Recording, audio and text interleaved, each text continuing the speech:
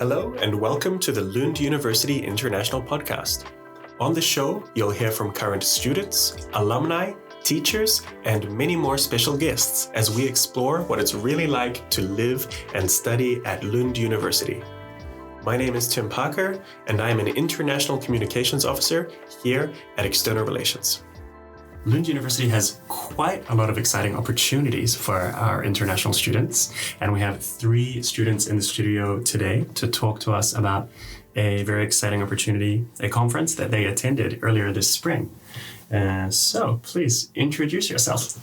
Hi, I'm Hanka Kirby. I'm from the US, and all of us are actually participating in our master's program here for environmental management and policy. Yes, I'm Antonia. I'm also part of the master's program, and I'm from Germany. And my name is Arad Alesafar, and I've come from Iran. Nice. Thank you for joining us today. Thank you. You're all in your second year, right? Yes. Perfect. So, first of all, what is the UNFCCC? So the UNFCCC is like the acronym for United Nations Framework Convention on Climate Change, a very long word. That's why we mostly use the acronym. It has first been ratified in 1992, so it's an international treaty that currently has 196 parties. Parties are mostly states. It's basically centered around recognizing the urgency of climate change as a global environmental challenge, and it demands for collective action of its parties to address those challenges. It aims at stabilizing the GHG concentration in the atmosphere at a level that kind of avoids man-made derailing of the global climate system. And states contribute to this common problem and also to the common solutions according to their common but differentiated responsibilities and respective capabilities, meaning that all countries are kind of asked to contribute to climate mitigation and adaptation, but those countries that contributed most to the historic and current state of climate change, and also those that have higher financial capacities have a larger responsibility to contribute. So the UNFCCC also oversees the COP conferences, and you may have heard of the Paris Climate Agreement. That is something that's commonly recognized in this kind of space, but this is a global conference, the global conference on climate policy. And under COPs, there are also SB subsidiary body conferences, and I explain those to people as being kind of the halfway technical prep portion of the COP conferences. So this is what we attended in Bonn in early June, and there's going to be the next COP, which will be COP 29 in Azerbaijan, and maybe some of us will be attending those as well. So 5 people from our program, the Environmental Management and Policy program, actually attended this conference. And in order to attend, you can essentially be sent either by your job or a student if your university is an accredited body to be an observer of this conference. A large reason I actually came to Lund to study was because I knew that I wanted to participate in this conference, and the other options for universities I was looking at were not accredited. So we applied through Lund University, and the 5 of us were accepted to attend. Just 3 of us are here right now. But any prospective students that might be coming to Lund, I highly, highly recommend trying to position yourself to attend a conference like this, because it's a really unique opportunity that after we graduate, we may or may not have the opportunity to go back again. And for me, it was very eye-opening and a very unique experience that I would recommend to anyone.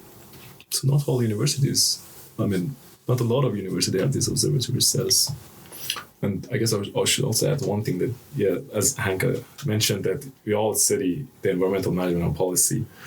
I would like to say that the institute under the Lund University that is presenting this major, we are all from International Institute for Industrial and Environmental Economics. Yeah, just wanted to clarify. The triple IW. Nice. Yes. Very nice. And how was your experience of the conference? Well, I don't know if you're going to ask this question later or not, but what I really liked about the conference was not only experiencing all these negotiations between the parties, but also all the people who participated from different sectors, different industry, different parts of the governments, from different nations, like small nations, like very big countries. And my experience was a conference. For me, it was my first time, a conference that like a lot of dynamism is happening, and there's a lot to learn. There's a lot that you can, there are a lot of people you can meet. That for networking is awesome. You get the business cards, then you will have the opportunity to talk to them later for your research projects. If you want to do some, if you want to work your thesis on a specific subject, you will definitely find one person in the conference that is going to help you, or introduce you more people to interview with or whatever. Yeah. I should also clarify or mention that at these conferences, there's kind of multiple tracks that are occurring at the same time, or large themes and topics that we're discussing. And the two main tracks that we followed were climate finance and loss and damage. And I can speak a little bit or explain loss and damage. It's basically the negative consequences of climate change. They can occur due to extreme weather events or slow onset events such as sea level rise or ocean acidifications. And the loss and damages can be either economic or non-economic, such as the loss of culture or forced migration. This idea was created and spearheaded by the government of Vanuatu in the early 1990s. And they basically stated that each country would contribute funds based on their relative contribution to global emissions and their share of global gross national product. But this idea was pretty contentious to begin with historically, because developed countries are concerned that compensating for loss and damage, these adverse climate impacts could be construed as an admission of legal liability, which could trigger litigation and compensation claims on a major scale. So this has been debated for a while. At first, it was just this idea. Then in 2013, we see these mechanisms start being established to just continue the conversation on loss and damage. So we first saw the establishment of the Warsaw International Mechanism that was kind of aimed at sharing knowledge, strengthening dialogues with stakeholders, and then it didn't really become global public discussion until COP26, which is when the Santiago Network was created, and that the main aim there was to provide technical assistance to address loss and damage. So I'm imagining this as maybe helping developing countries with grant proposals for when the fund could become established. But at this time, there was no funding mechanism put in place yet. It was still this idea and conversation. So at COP27, this was the first time loss and damage funding was put on the agenda, which was a pretty historic decision. And at COP28, countries initiated pledges to the fund and reached over 700 million. And that was our last COP. So now we're kind of in the halfway point between this idea of pledging funds, but also trying to work out additional details like selecting the host of the fund. And I think it was also at this COP where they agreed that for specific language in the text to essentially give developed countries off the hook for admitting to the responsibility of these losses and damages faced in developing nations. So we were able to follow this current conversation at our previous conference. And when you're there, it's really interesting because the days that you're there are the most recent action taken on climate change. And so as a globe. So it's really exciting to be a part of that conversation. And I even was fortunate enough to be able to speak to the government of Vanuatu. And I never realized that I would be able to get so close to these governments and key actors in the space. So it was a bit heartbreaking at some points, but also really exciting to be a part of the discussion, and as emotionally taxing as it can be to see what these countries are facing, it also helped me feel really aligned that this was in fact what I want to do with my life. And I kind of realized that having this experience there. But it's not the only track that you can follow. Antonia followed some of the climate finance tracks, so she might be able to speak a little bit about that. As Hanka said, I followed the climate finance track, and I wasn't doing that alone. I was doing it together with Emma, another girl from our class who also joined the conference. And actually, climate finance was one of the big hot topics of the conference, because there is currently ongoing negotiations on the new collective quantified goal on climate finance. There's another acronym for that. It's NCQG. That is to be agreed by the parties to the Paris Agreement by 2025. And it follows on from the current climate finance goal, which is $100 billion US dollars of climate finance every year. And this goal was set in 2009. There is different opinions on whether this goal has ever been met. Depends on which party you ask. The countries who were supposed to contribute to the goal argued that it has been met in 2022, so 2 years after the deadline. But many countries actually argue that it has never been met. So as I said, finance and all the discussions around this new goal were kind of a hot topic of this year's meetings of the SBs. And the negotiation process has actually been quite slow so far, and also up to the SBs. And what was very interesting to me was seeing all those dynamics in the negotiations and seeing how hard it was for countries to even agree on the order in which different topics need to be discussed. Like, it was not even on the really fundamental things within the different topics, but it was on the order in which you start debating about different issues and different challenges, different contentious parts of this new quantified goal. So in essence, it is between developing countries largely arguing for a needs-based goal, so adapted to what they actually need to adapt to climate change and to implement very good mitigation action. And then on the other hand, developed countries focusing on the negotiations on the contributor base, with contributor base meaning who is actually paying for climate finance. Because developed countries currently argue that there is countries that could contribute but are currently not contributing, and they want to include those countries to the contributor base. While on the other hand, as I said, developing countries say, okay, but first we need to agree on what we actually need, like what are our needs and how can we meet them, and then we can decide on who is then contributing to the money that is given to meet those needs.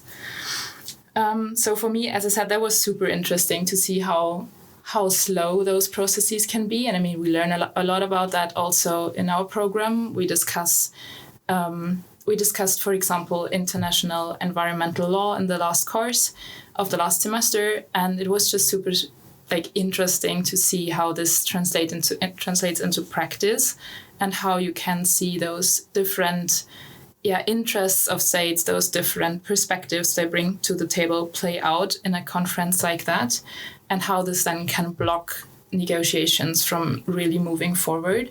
And then obviously this is very much related to what Hanka already said, that this then also blocks how much action can already be taken if you can't even agree on the fundamentals of what you start discussing with. So that to me was a bit frustrating at times, seeing how slow those processes are and how hard it is to agree and to find consensus on this high international level. Adding to Antonia, we had two policy courses because we have two blocks. One block is for management, the other one. I mean, we studied both of them in our program. And in the policy block, we had introduction to policy on law and environmental law and policy and practice. Policy and practice, yeah. And in the first course, in the IPL, Introduction Policy and Law, we had that kind of simulation of a law being introduced at EU level.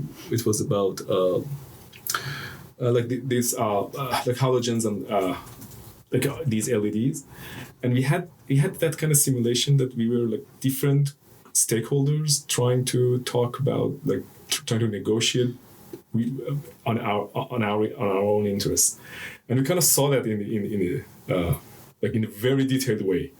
That it's different parties, different stakeholders try to negotiate on their own interest, and even very small details, very small, and even like should you write it with a dot or not? Should you put semicolon or no? Like, I was like, wow, seriously? I mean, everyone can understand it.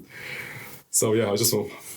Yeah, and I think it then even gets like more complex, because we simulated the discussions on like the EU level between different societal stakeholders, and then you like have to imagine that it's all those stakeholders in all the different countries. Yeah. And then you have all the countries on another level trying to find agreement, and also being kind of constrained by stakeholders in their respective like domestic policy spheres.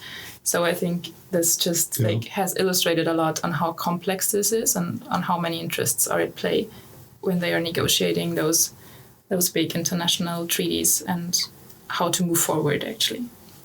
Yeah, just to give some context, when I was speaking about how we now have pledged over $700 million US dollars to the Loss and Damage Fund, it's estimated that the need per year is actually between $300 and $600 billion for the Global South. So it's just a tiny drop in the bucket, and it can be really disheartening, but at the same time exciting to see this didn't exist 1 year ago and now it does, and to be part of the momentum forward. It can be very challenging to work in this line of work and stay mentally healthy, but I tell myself that when I'm in these spaces, it feels like I really truly am doing everything I can as an individual to propel us forward. How is it that, like, as you mentioned, Antonia, like countries, I mean, some parties say we have met the climate finance goal, and the others says we have not, because with the numbers that Hanka just said, like. That's like the climate finance goal targets towards mitigation and adaptation.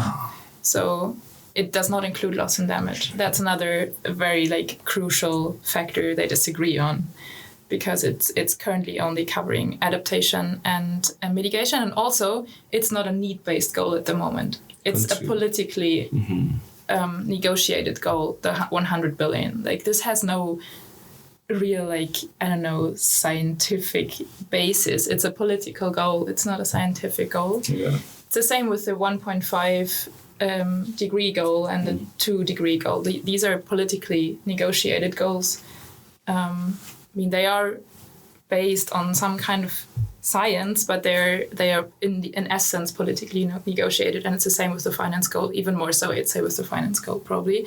And then it obviously also doesn't include loss and damage, which is a whole other like area that is also right now debated if the climate finance goal should also be covering loss and damage, and then be, of course, like it would need to be even higher.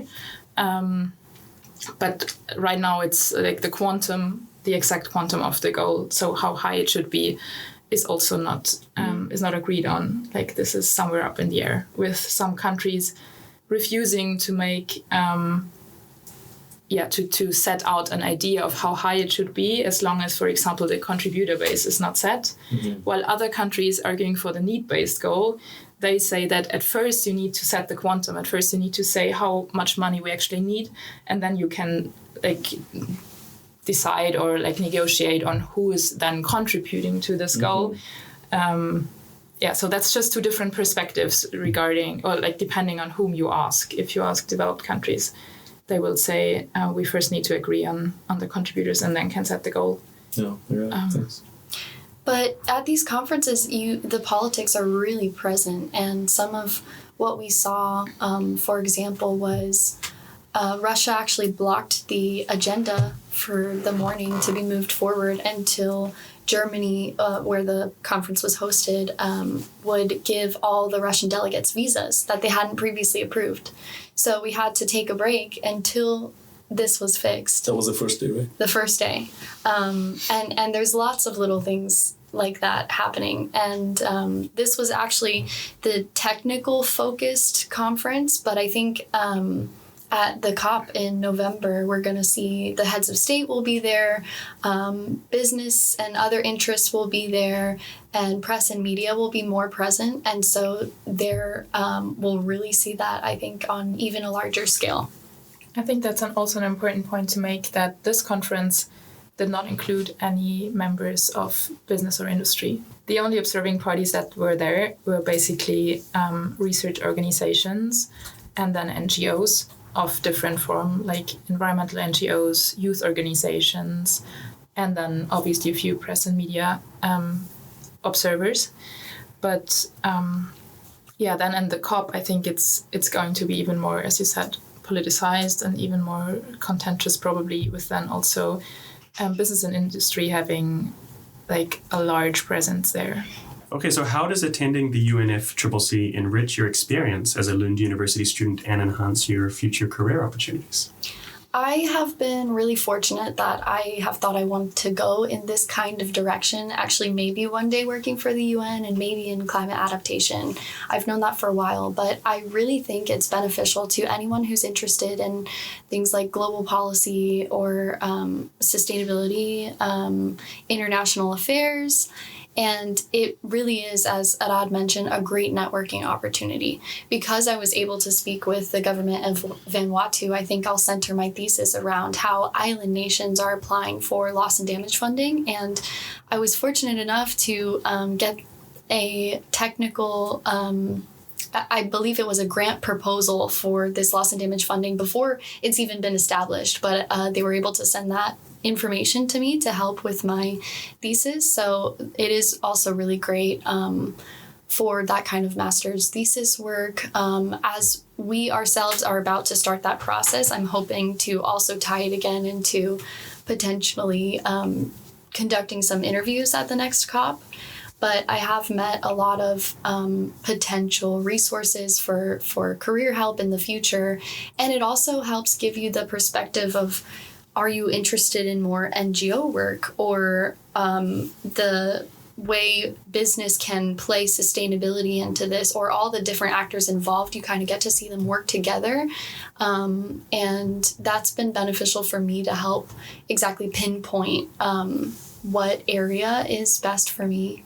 First, I would like to address that part of the question about being a Lund University, being on a Lund University observatory status. So what I did was I brought my Lund University t-shirt and also IIIE t-shirt.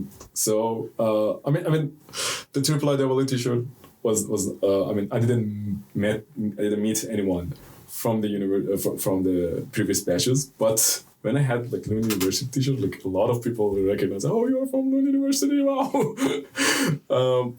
But back to the question of the experience, especially for me, was that I kind of answered my question. If like, how is it going to be if I want to work in the international environment? And although it is, you see the effect, you see the impact, but it is really slow. And I was there only for 3 days, but in all these 3 days, all the negotiations, again, very impactful, but was going very slowly. And then I was thinking to myself that, is it the pace that I really want to work?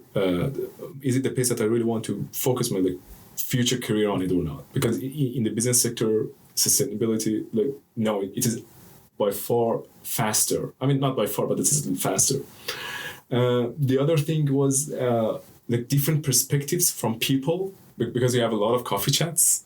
You go for lunch and you grab a coffee, and you hear from people that you usually do not meet them. You usually do not hear from them when you are studying or from day-to-day life. And that was also one of experiences that I really like, meeting people with different perspectives that I usually do not have the chance to meet.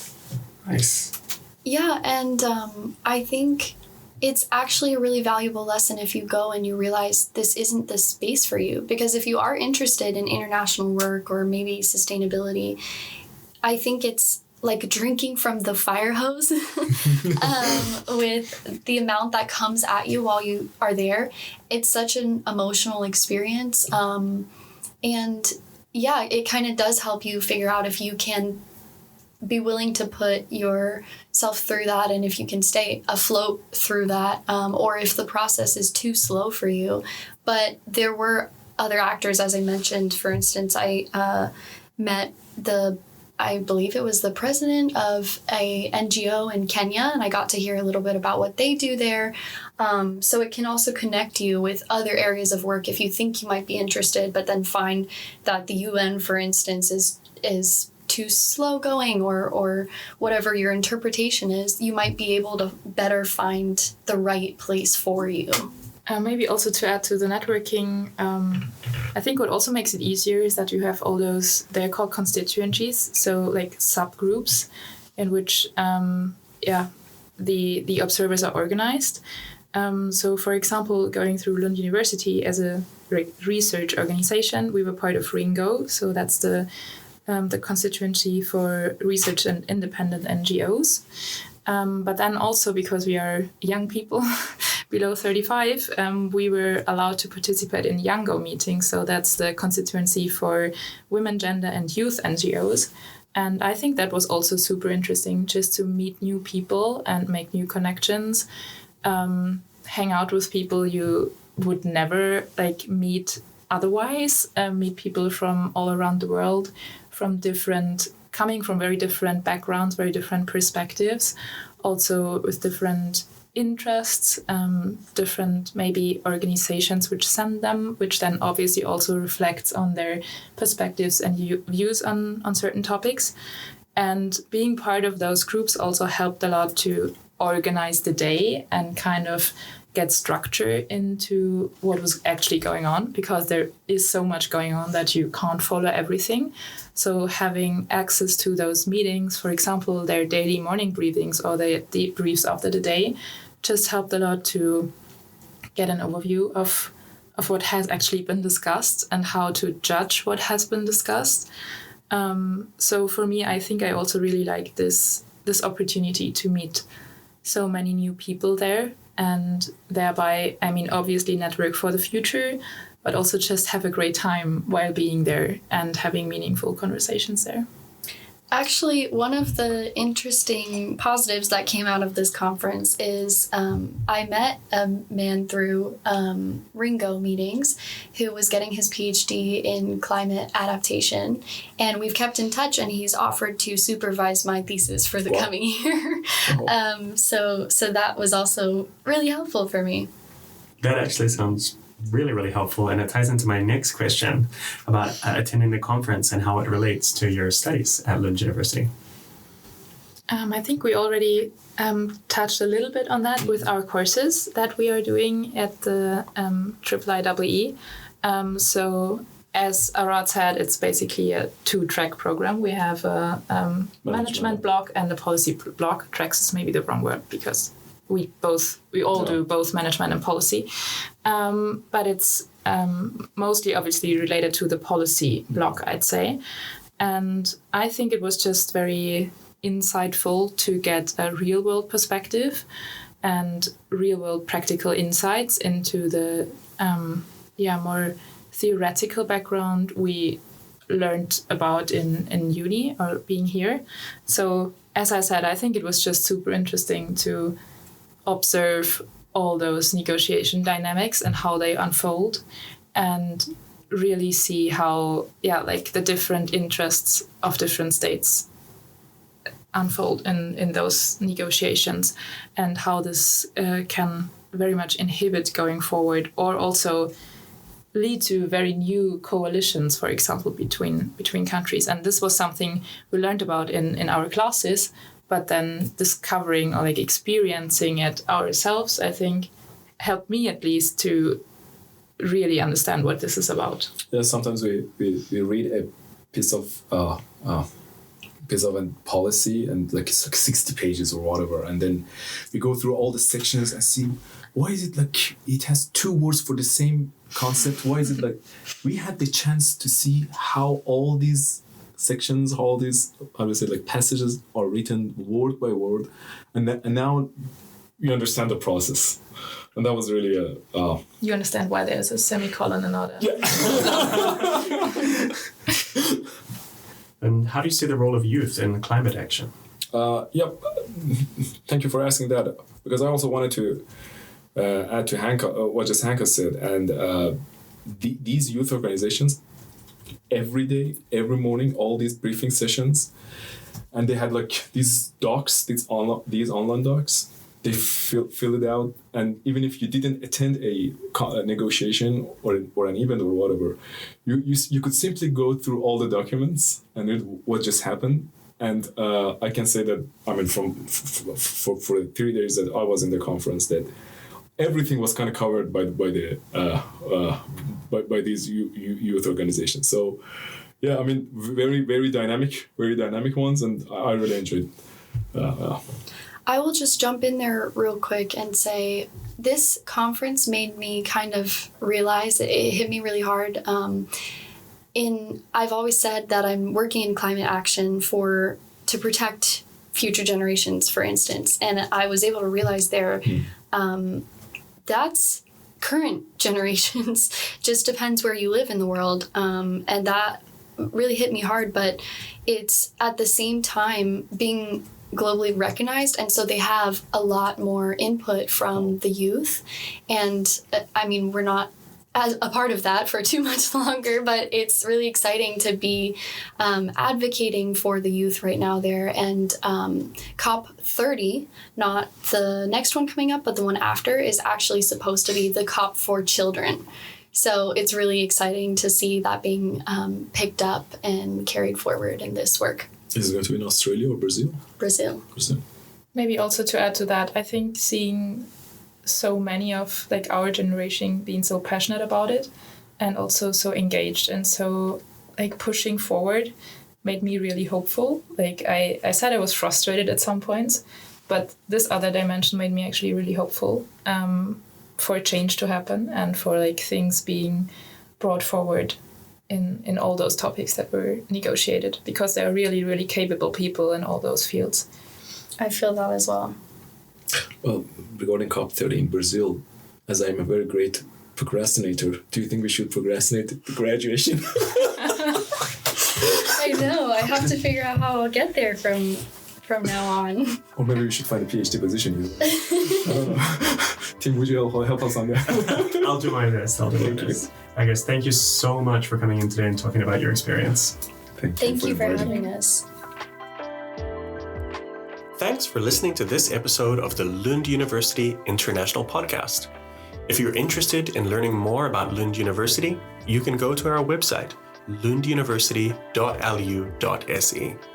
You can also follow us on social media, on Instagram, Facebook, and X, and you can chat with current students on UniBuddy.